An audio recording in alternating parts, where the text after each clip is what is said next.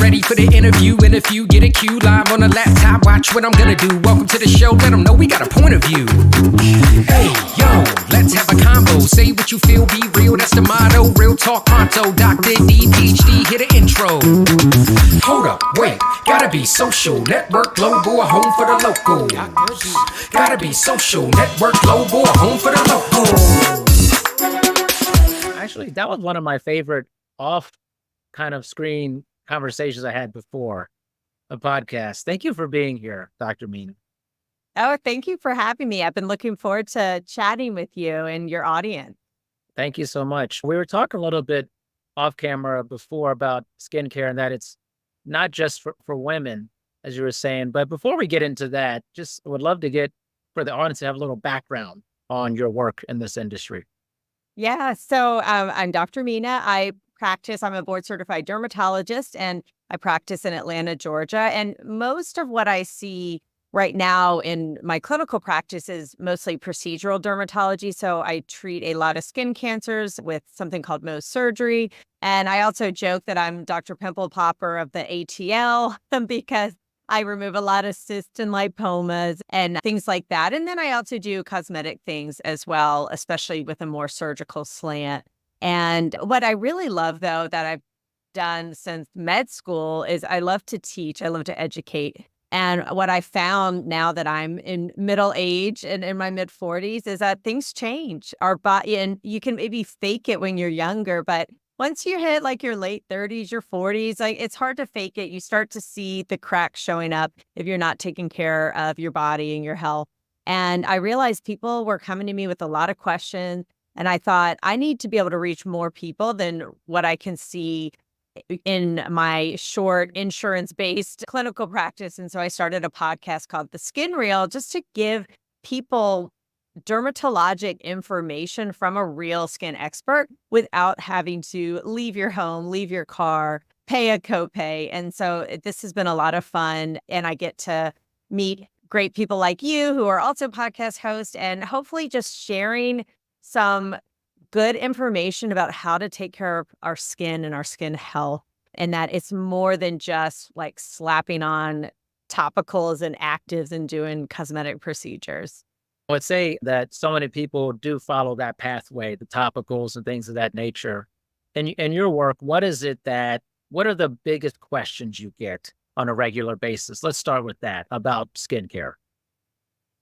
Gosh, I think it probably depends on what age bracket is asking me. I feel like a lot of my girlfriends are asking me about their skin losing volume. They feel like their face is starting to fall. They're getting we call skin laxity or some maybe jowling along their lower face, maybe some acne, their skin's drying out. So seeing more signs of perimenopause and menopause. My older patients who have maybe had more sun damage, they're asking me questions like, how do I prevent skin cancer? Because maybe they've had one. And really, this isn't even just the older patients, right? I'm seeing people in their 20s and 30s with skin cancer, but they want to know, how do I prevent skin cancer? And then I get a lot of these people want me to myth bust, like, oh, I saw this on TikTok. Does that really work? Does sunscreen really cause cancer? And I am seeing, which is really exciting, this sort of push for a more proactive approach to our skin health, people wanting to know, what can I do now so that I have amazing skin in 10, 15, 20 years? So it really runs the gamut. And that's what I love about dermatology too. I've got some patients and friends and listeners who are like, I am never going to do cosmetics. I could care less about cosmetics. And then I've got people on the other spectrum who are like, I want to know everything, the latest, greatest. I want to try it. And I would say most people fall into the middle where I think everyone's goal is they want the outside expression to match how they feel on the inside. And if they're taking care of their body, they're eating, they're sleeping well, they're managing their stress, and they might be a certain chronological age, but they feel significantly younger. They want their outward reflection to match that. And so that's where I feel like I see a lot of people where it's not that they even really care how old they are, but if they feel a certain age on the inside or they feel more youthful and vibrant, they want the outside to match that. That's awesome. And you mentioned something about taking care of yourself. It's a big part of my industry, especially exercise. Talk about the importance, or what are the kind of the mechanics? What happens when you exercise well, you eat well, you sleep appropriately? How does that affect your skin health? Yeah. So I think a lot of times people think of our skin as this afterthought, but really our skin is connected with all our other organ systems that really all of our organ systems are connected, right? We sometimes think of them as piecemeal, like I'm doing this for my heart, this for my brain, but really it's all interconnected. And we're now discovering the connection between the gut brain skin axis and all of this exercise. Or I guess I should start off by saying your skin reflects what's going on internally. So if you are not taking care of your body, if you're not sleeping, right? Like everyone here has probably pulled an all-nighter, right? Do you look your best the next morning? No.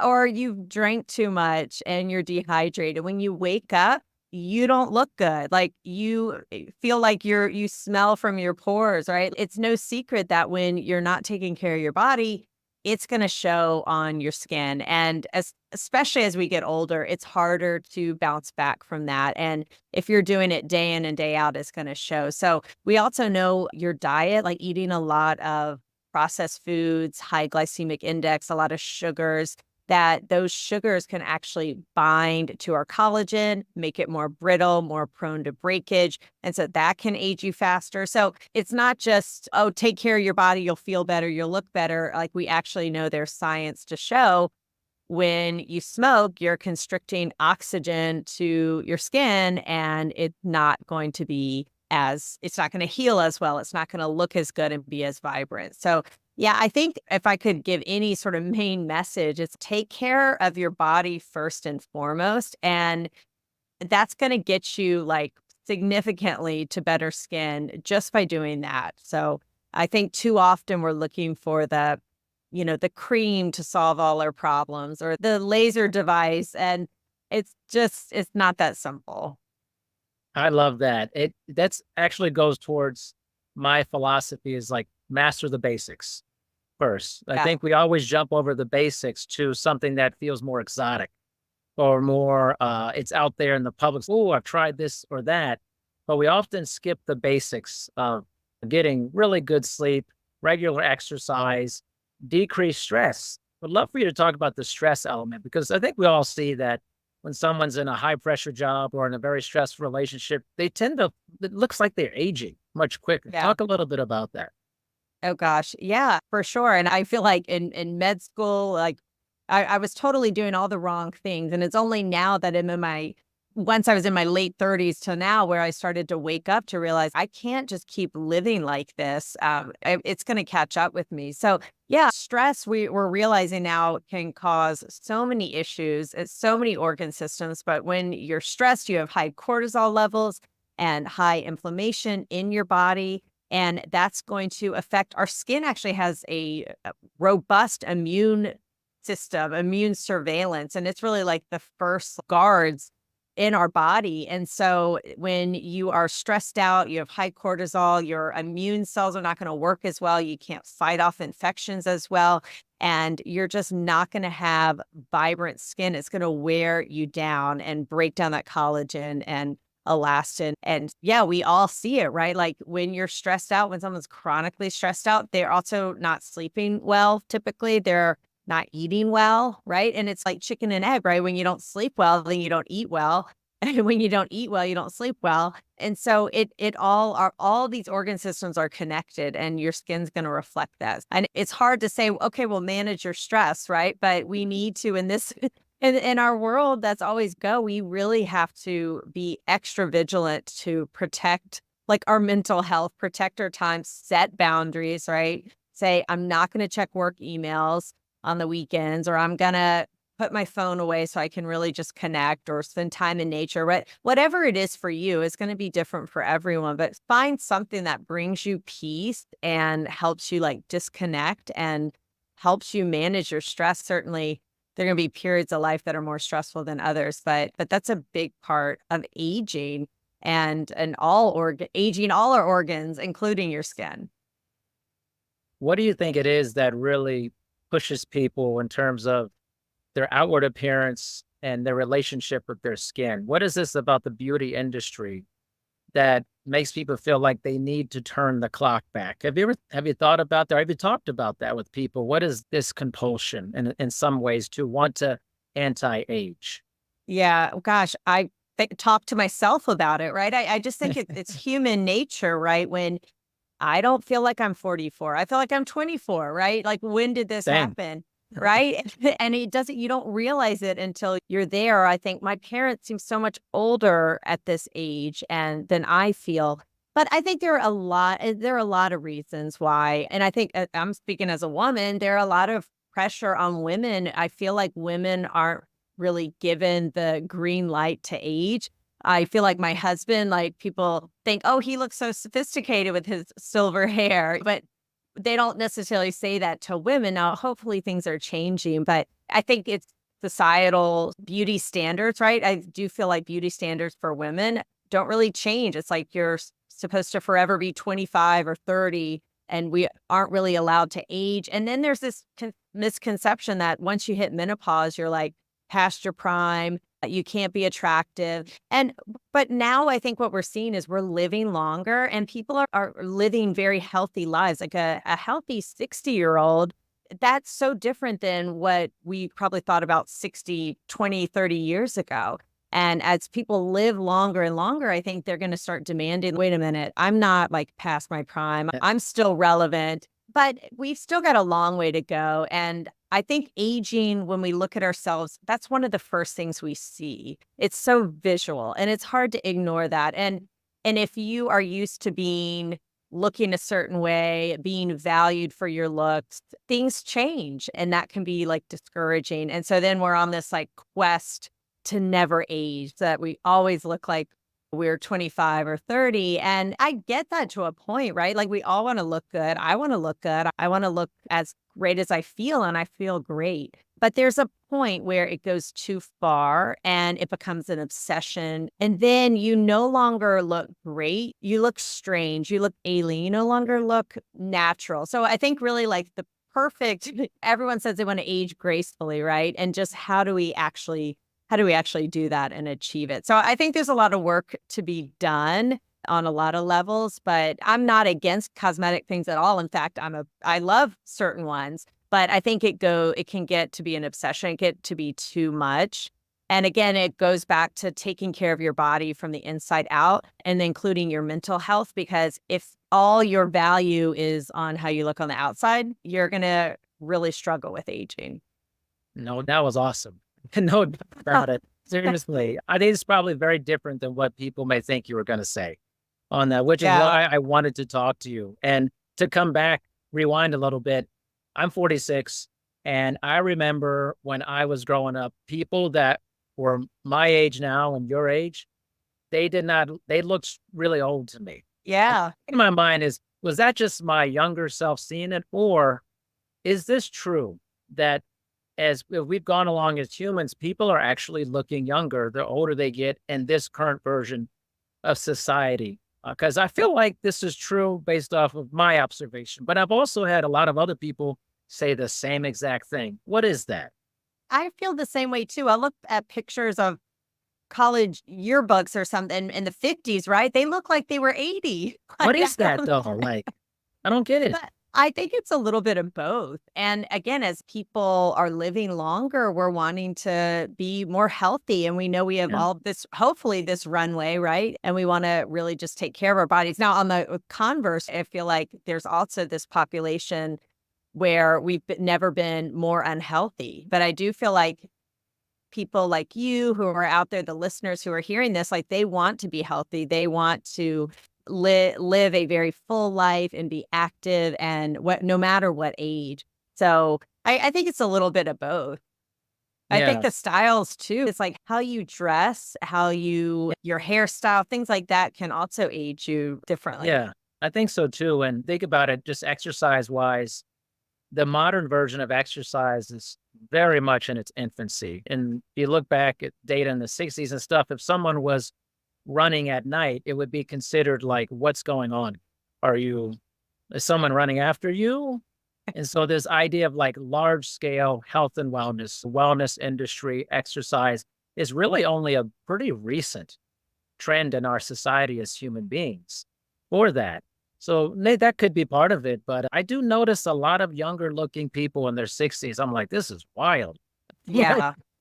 I have Yeah. Oh, several clients who yeah. are 60, almost 60, and they don't look like anybody's 60s from the 80s when I was growing.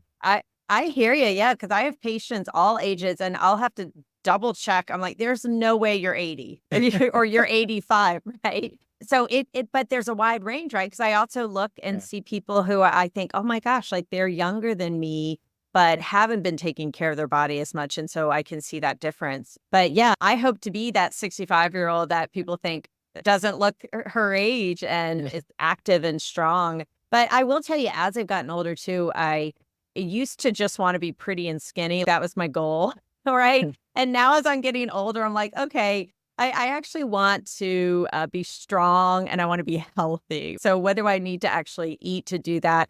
I have never really lifted weights before, but now I'm realizing like that I need to be doing that, especially now and for bone health and so much else as I'm getting older. So we're just learning a lot. And I just think there's this group of people who are they're like, we're not gonna just get old and go sit on a recliner and then like live the next 40 years of our life that way.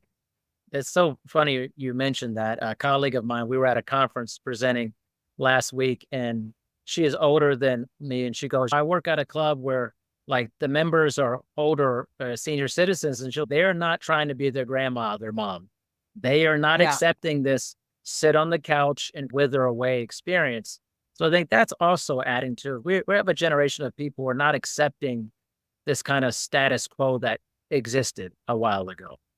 Yeah, I love it, and I think as someone who's a physician in the medical community, the way our healthcare system is set up is so backwards, and maybe it worked in the past, right? When we didn't have such chronic diseases that we have now, but really there needs to be an emphasis on more prevention, and it's just really impossible to fit that into these short 15-minute visits with your doctor once a year. You're not allowed to go before that. So I think people are realizing we've got to be really proactive for our own health and we got to seek out other ways to learn how to be healthy, like listening to podcasts, finding fitness instructors or people who are modeling the behavior. But it really requires us as people to really seek that out too, just based on how our healthcare system is today. Most definitely. And I wanted to go back to a little bit about we were talking about women in terms of skincare, but there's also an element of men too. You're seeing men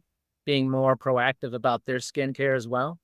Yeah, absolutely. There's still it's women, the majority, it seems the majority, but certainly I have a 10-year-old son who's interested in skincare. I am certainly seeing men coming in interested not just in taking care of their skin, they are starting to do some cosmetic procedures, things like that. Again, I don't feel like the pressure is on men as much as it is on women, but men are realizing, and I hope the men listening are realizing, like skincare isn't just cosmetics and beauty. Skincare is just taking care of your outer covering of your largest organ. I hope men will hear the message that it's okay to take care of your skin. It's okay to wear sunscreen. And if you want to use certain products, like it's okay to do that. So I do think we need to like not stigmatize it into such a gender in it's such a gender way that it's been before. And I get it, like with men, like I know most men aren't gonna the products themselves are more marketed to women. And then maybe an older man, or maybe you are confident enough to be like, I'm gonna buy that pink bottle, I don't care. But think of like a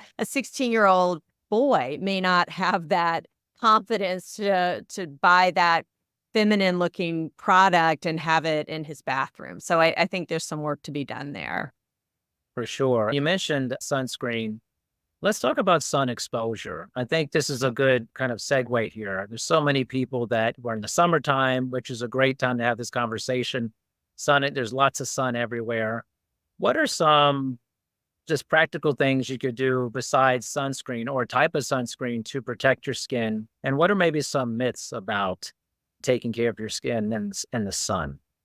Yeah, so a lot here. I feel like there's this push on social media there to say sunscreen causes cancer. And there have been zero, absolutely zero studies showing that sunscreen causes cancer in humans or is an endocrine disruptor in humans. Some of these studies that people point to were when rats ingested like crazy amounts that no human would ever come close to being able to replicate. And so that's also not how sunscreen's intended to be used. So when used topically on your skin, there have been no studies showing harm in humans. There's another study that showed that certain chemical sunscreens are actually absorbed into our bloodstream. And we do know that things we put on our skin are absorbed. So now again, that study did not show that it caused any problems or harm. It just simply said it was absorbed. So I would just tell people, if that concerns you, then stick with a mineral-based sunscreen. So those are going to be your physical blockers like titanium dioxide or zinc oxide. Those are not absorbed through the bloodstream like the chemical ones. So if you're worried about that, then stick with a physical sunscreen. The other thing I'd say is that people think sunscreen is the only way to sun protect, but I recommend like wearing, that's just one component, right? So wear a hat, especially if you always have a part or you don't have hair on your scalp. If you're someone with short hair and your ears are exposed. So I love wearing a hat because I don't love reapplying my sunscreen. Okay. Like I'm just as bad as probably everyone else listening. Like I'm not great about reapplying it unless I'm at the beach or the pool. I don't want to reapply it at the end of my day necessarily. So what do? I just make sure I always have a hat. I also wear sun protective clothing. So I was just on a hiking and biking trip in the Canadian Rockies, and I just wore like a long sleeve athletic kind of shirt. And that way I was protected from the sun, and it actually helped. It was almost like shade for my skin. So I actually stayed cooler than if I had just had on a tank top or a short sleeve shirt. If you're someone who is outside a lot, you work outside, you're golfing, you're fishing, whatever, really check out the sun protective clothing that's out there. I personally think a lot of it is really cute. The bathing suits, rash guards, things like that can be really helpful as well. And then just making smart choices. You're going to have lunch outside and it's noon. Sit under the umbrella, sit in a spot in the shade versus right directly in the sun. Just making little choices like that can really make an impact. The other misconception I hear a lot of is people think, I just want to get a base tan and then that'll protect me. And any tan is your body's response to UV radiation. And everyone, no matter what your skin color, skin type, can burn. It's just easier for someone who is more my complexion than maybe yours or someone with darker skin. But everyone needs sun protection. It's not just for people who are really light. And just because you can tan, that doesn't mean you don't have to sun protect. So that's just another common misconception I hear as well. It's interesting. What is this push behind sunscreen causing cancer online? I never heard of this, honestly. Oh, really? Gosh, good for you. I'm not on TikTok and all that stuff, so I don't see it. I don't get it. And unfortunately, like certain big name celebrities are saying it. And it's just giving a lot of just misinformation, fear, or the companies say, don't buy this sunscreen, buy ours. And I just wish, it really breaks my heart because every day I'm treating skin cancer and I see some are just small little ones, but I see big and aggressive ones. I see ones that have spread to lymph nodes or require radiation or other treatments. I think sometimes we think of skin cancers as, oh, they're just like nothing, you don't have to worry about it. But there's some that really are problems. And we're seeing a rise in aggressive squamous cell carcinomas and melanomas, and also things like Merkel cell carcinomas, which is what Jimmy Buffett died from. So we're seeing a rise of this. And as we live longer, we're going to see more and more of these. And even if the skin cancer doesn't kill you, I can promise you these patients who have a ton of them, like they're fatigued. They don't like getting cut on all the time. They don't like always having scars. Like, it's not fun. And I just feel like it's just wrong that these like influencers are spreading this message that is really going to hurt people down the road. And you're not going to see the impact of not wearing sunscreen right away. It's going to be delayed. It's going to be 10, 20, 30 years down the road. But if you're consistently getting your skin burned, spending time outdoors, and not sun protecting, it's going to catch up to you eventually. Most definitely. I think one of the key parts is that people are living longer and Right. they're healthier. This is going to, the diseases of aging. In one sense, you want to delay these diseases of aging and compress that morbidity window. On the other hand, it brings other challenges at the Yeah. same time with living longer for that. And also just to make something the villain out of nowhere. I feel like skin cancer is almost treated like it's like cancer light for people. Exactly. Oh, it's not really that.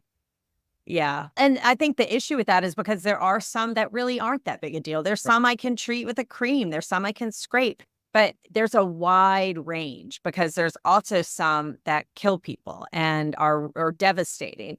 And it's tricky to convince people of the dangers of skin cancer when they see people who just seem like it's nothing, no big deal, no problem. But I would say, come spend a day with me and you'll see. And it really breaks my heart when my older patients will say, we didn't know, we didn't know. And now it's really hard. They'll say, what can I do now? And it's really hard to undo. It's really, I don't want to say impossible, but it's really hard to undo decades of sun damage once they've started to develop. So yeah, if I just any message I could give to someone listening now is you don't want to be coming to my office all the time having skin cancers removed. And the other thing is if you're interested in staying as youthful looking as possible, then start sun protecting now because that's like the biggest hack for staying young looking. I don't do a ton of cosmetic stuff and I really credit a lot of it to yes, some Botox, but staying out of the sun and because I am very vigilant about that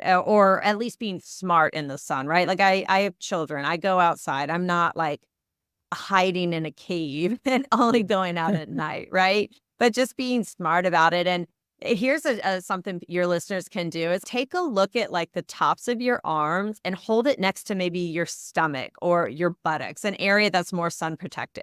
And or even like the front of your arm and the back of your arm and just look at the difference in your skin there. And if it looks the same, great. Then it sounds like you're doing a great job sun protecting. But if your stomach is a totally different color from your arms or your legs, then that's sun damage. That's years and years of sun damage right there. Interesting. We're coming up with the Olympics here. Now I was watching I'm a former track and field athlete. I was watching Olympic trials for track and field in Eugene, Oregon. And the number of people who had skin damage, runners, you could see because of the type of clothing they were wearing, the massive discoloration Oh, difference wow. was incredible. I was like, wow, that's a crazy tan. And then you'd see where Yeah. part of their body was like completely white and the other one was like my color. With black. Yeah. Was wild. And especially for athletes too, who are out in the sun training regularly. When I was a runner, no one wore sunscreen ever in Yeah. college. And I think, but that message also was never given to us either. And when you're 18 years old, 22, you just think you're invincible. You think Yeah. nothing's ever going to happen to you. And so I think like messaging towards younger people too is really important. But I want to make sure because of time here, you mentioned cosmetics.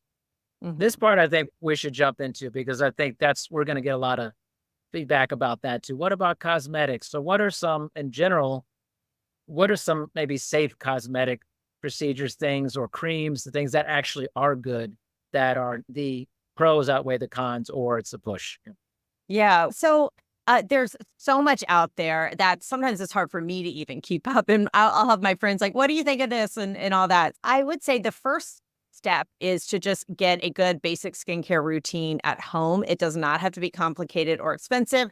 It does need to include sunscreen. You guessed it, wearing that every day. I'm also a big fan of vitamin C serum in the morning. And then I use a vitamin A cream known as a retinoid in the evening. And that's like my routine. That's what I do and a gentle cleanser. You don't need to be exfoliating. You don't need to be doing all these extra things unless you want to. But I would say think about what issue you're trying to correct. So if someone was asking me about their skincare routine, they were on all these acne products. And I was like, well, do you have acne? And she's no. But she had just heard, oh, this is good. This is good. But if you don't need it, don't use it. You don't have to be using all these different peptides and all these different products that people are going to give you. If you like having fun with products and you want to try them, sure, give them a try if you want, but don't think that's going to really make a huge impact. But I will say like sunscreen and vitamin A, the retinoid, retinol, those are great products, and vitamin C, and you can find them very affordably. And then I would say what bothers you, right? Botox and botulinum toxins are the generic, but that's, I would say, like an entry point for a lot of people. It treats the scowl lines in between your eyes, which just universally make people look angry or feel tired. And so a lot of times people, they're tired of someone saying, "Why are you upset?" or "Why are you so angry?" A lot of times that softens it up, it brightens your skin, and it's not permanent. So if you try it and you don't like it, it will wear off in a couple months. So I feel like that's a great one to dip your toe in, especially in that area. If you have those strong muscles that make it look like you're scowling all the time, that can be really helpful. I'm a big fan of just having an even complexion. So if you've got some splotchiness to your skin, some discoloration, just evening that out can make such a difference. That can be done with, depending on the issue, chemical peels, with resurfacing lasers, lasers that target blood vessels. So I always find a lot of times people come to see me, I'll say, let's just even out your complexion first and foremost, because that makes such a difference. And fillers and all that, I feel like I'm going more farther away from fillers. I just feel like they can give a sort of stiff look. Certainly good in certain areas, but something that I'm really loving now are things like biostimulants, and those boost your own collagen. And so it gives a really natural result. And again, it's one of those things, if you can start it just a little bit in even your 30s or your late 30s, your early 40s, then it can stave off some of the changes that we see down the road. So those are things like Sculptra and stuff like that. But I would just caution anyone who is told this device, this procedure, it's going to give you results overnight. If it sounds too good to be true, it probably is. There's a lot of stuff we can do, but just make sure it's treating what bothers you, right? Just because your friend got it doesn't mean it's the right thing for you. And just be cautious about kind of gimmicks and hype. And I'm too much of a pessimist, but a lot of these at-home devices too, I feel like they make these huge big promises and don't really deliver. But on that note, I will say, like, red light therapy, blue light therapy, those are some things I can get behind. There is some good data on it. Just make sure you're buying from a reputable company that has done testing, and you just want to make sure you're not spending hundreds of dollars on like a fake kind of thing. But certainly there's a lot of stuff to be done. Make sure you're seeing someone who's knowledgeable, dermatologists, plastic surgeons, facial plastic surgeons. These are the people who have the utmost training in all of this. And it's your face, it's your body. These are elective procedures. So you really want to make sure you're going to see someone good if you're going to spend the time and money. The gimmicky part of it, I think that's just such a universal thing in a lot of industries. When you start getting into fitness, health, wellness, skincare, all that, it's like a big mixed bag of it, because in my business, that's part of it too, right? If you do this, you're Yeah. going to look better. Oh, in 30, 60, 90 days, it's always this cliff approach. Give me this amount of time and you're going to look this way. And the truth of it is, you honestly really don't know. You Right. really, I don't know was a very powerful thing to say. Am I going to look so much better? Maybe. This is also a Yeah. lot of factors into being Right. well. And I imagine that's part of skincare. You could say do X, Y, and Z, but also if you're not doing these other things too. So you have this better looking skin, but you feel like trash all the time because you're eating. Right. Like, what's the Right. point? Yeah.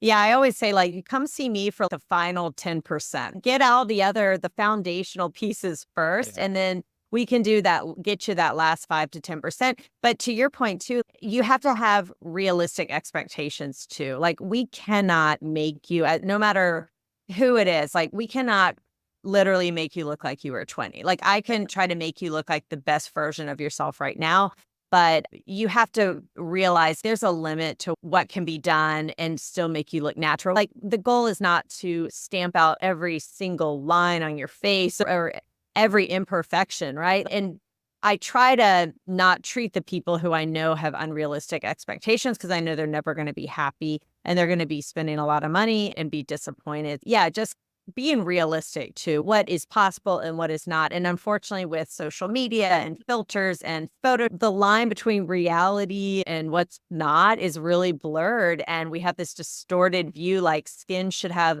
no visible pores. And I'm like, no, like, everyone's skin has pores. That's Yeah. Yeah, but we see these pictures and we think, oh, my skin should look like that. And we forget that's highly edited and photoshopped.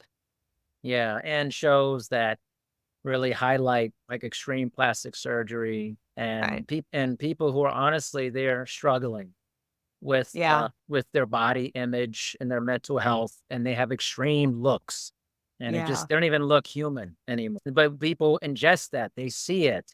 It's even like you were saying before, like the Dr. Pimple Popper, like, Yeah. and it's like people say it is stuff, but this whatever, and you keep bringing into your brain, you start internalizing.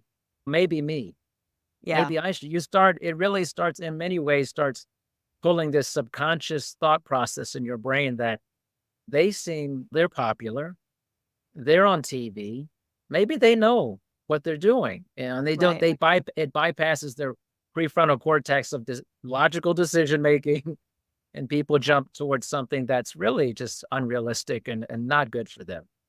Yeah, and it's hard. We all fall victim to it. So, Completely. yeah, Dr. D, I was hoping you'd tell me I would look like a supermodel in 30 days with your exercise plan. Yeah, exactly. It's so funny when I'm working with clients, and a ton of clients this morning I was working with, and I always feel like we're doing all the basic stuff on a regular basis. No one is trying to become their peak level of fitness. Because actually becoming the peak version of your fitness self will require a lot of unhealthy habits, actually, Yeah, which is, I don't think a lot of people understand that they see someone in a competition or this incredible body, but they don't understand that actually there's a lot of things that are very unhealthy to achieve that state of health right. for that. Yeah, a lot of other things had to be sacrificed to get That's to right. that. And yeah, I mean, I think most people, though, they just want to feel their best and they don't need to be that extreme. But yeah, same thing with aesthetics. Like it's fun to do. It can really make you feel good. Just like getting your hair done, for me Right. at least, can make me feel really good. I don't think that's vain. I don't think that means I'm No. like less of a person. Like it truly just does make me feel better. So there's certainly things that can be done. And I love when I do a peel on someone or I fix their earlobes or whatever silly, Yeah. whatever it is that makes them feel better. But there's a fine line between when it makes you feel good and then when it becomes an obsession and then you're never happy. Yeah. And I get my hair colored blonde here just because I think it's fun. I like Yeah. doing it. It feels pretty natural, but I don't want to look like a cat. Like I want to change my eyes, look like it gets all of a sudden you start morphing into something else. It's like having discretion, I think, Yeah. can be very difficult in our current society, especially if you're not around people who are giving you good advice and saying, let's think about this first. You're who's guiding you in these decisions. And often not a lot of people are guiding other people in a way that's positive for them. They're just glued in front of a screen and seeing people who literally have no clue who they are. They would never know that you existed, but they're making decisions based off of this idea that they know this person or that they want to be like them. It's actually scary. It totally, and I think also how it's great how our world is so connected now, and information is so readily available, but we also allow really anyone and everyone to have a megaphone to broadcast whatever their agenda. And I also tell people like, what is their angle, right? A lot of these people, they're trying to sell you something. Like they have an agenda they're trying to get you to persuade you or move you towards. So you just try to be. We just have to be really savvy Yeah. consumers nowadays of things that we buy and do and information we believe that just because it's out there, just because it's on Chat GPT or in the news doesn't necessarily mean it's true. Oh, I always look at it in my industry, we only became a formalized modern version of the fitness, professional fitness folks in the 90s. Before then, it was just all body, just big dudes, meaty guys. Before it became the current version, which is just honestly more normal looking people getting into fitness professionally. So we're in our infancy. And so is social media. The World Wide Web became in 1990 with Tim Berners-Lee. 1990. You and I remember that time. I remember it. We I remember that, wasn't. right? We remember I do. not having it. We literally remember not. Yeah. Think about Yeah. down the line, there's going to be people who that is a distant memory. Yeah. And so we're operating in a time that there's a lot of trial and error. We're in the trial and error period to me. So there's going to be a lot of mistakes. And I think the further we go along, hopefully we have better safeguards for all Right. these things. And because the further you get into something, hopefully you learn more lessons and we gain more wisdom about what Mhm. we're doing. And I think the same thing is with skincare and beauty is we've seen this massive explosion, especially in my lifetime of plastic surgery, cosmetic enhancement. And honestly, it looks really crazy a lot of the time. I feel like the best I'll tell my patients is I don't want anyone to know you had anything done. I just want Yeah, someone to say you look good. And no, right. you don't want to look done. Like at least Yeah. most people don't. They just want someone to say, "Wow, that shirt really makes your eyes pop," and they don't realize, "Oh yeah, I also had a little Botox there." Yeah, Yeah, I agree. We'll see it's like the Wild West right that's now, right. and we'll just have to see what happens. And yeah, my kids are growing up in an interesting time. So Yeah, most definitely. I would think of the comedian Bill Burr. I think he was at Red Rocks in Colorado not that long ago, and he was talking about plastic surgery. And he was like, "Do you want to just look like a 51-year-old pleasant person or a 28-year-old lizard?" It's that big of a difference when it's done. When people are just going off for it. And I just think we're in a transition period. yeah, People are trying to figure this out, and we're no longer seeking information. We're sifting through information. yeah, That's the big yeah, difference.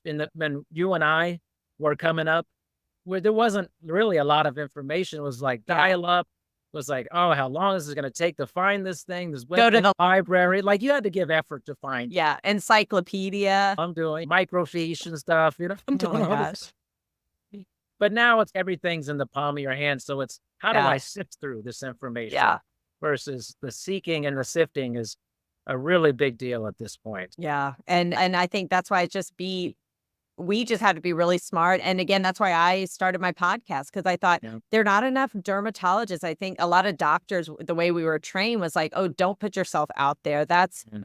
sleazy. That's tacky. That's not what you do. Patients in your office. But now I'm realizing this is where people are getting information. So if I'm not out there giving good factual information, then that is going to be filled by someone giving potentially bad information. So I do think we're going to see more like professionals out there realizing this is where people get their information. We need to be out there to actually make sure good information is getting into their hands. That is amazing. And I think you are doing such the right thing, Dr. Me. And I've been a big proponent of this as professionals in fields like yours, mine. We need to have our voice put out there. Podcasts are an excellent way Yeah. for people to actually, and then people get to learn about you, Dr. Mina. They get to hear you speaking and they get to see that they're like, oh, this magical somewhere that she is in Atlanta and you'll never have access to, but then they hear you, they see you, you humanize yourself to a larger population. So thank you for doing that. I think it's an awesome thing you're doing. It's also really fun. So Oh, yeah. Yeah, you get to meet new people, which is great. absolutely. Absolutely. So Yeah. please tell everyone about this podcast and other ways that they can connect with you. Yeah. So if you're interested in learning about your skin and skin health and things that affect your skin, check out my podcast. It's called The Skin Real. And in today's day and age, I have to spell out real, REAL, like real information. And I'm on all social media platforms at Dr. Mina Skin. And if you're wondering how to create healthy habits for yourself, you can check out a guide that I have at theskinreal.com/guide. Awesome. Thank you so much, Dr. Mina. I appreciate your time. Yeah, this was a lot of fun. Thanks so much.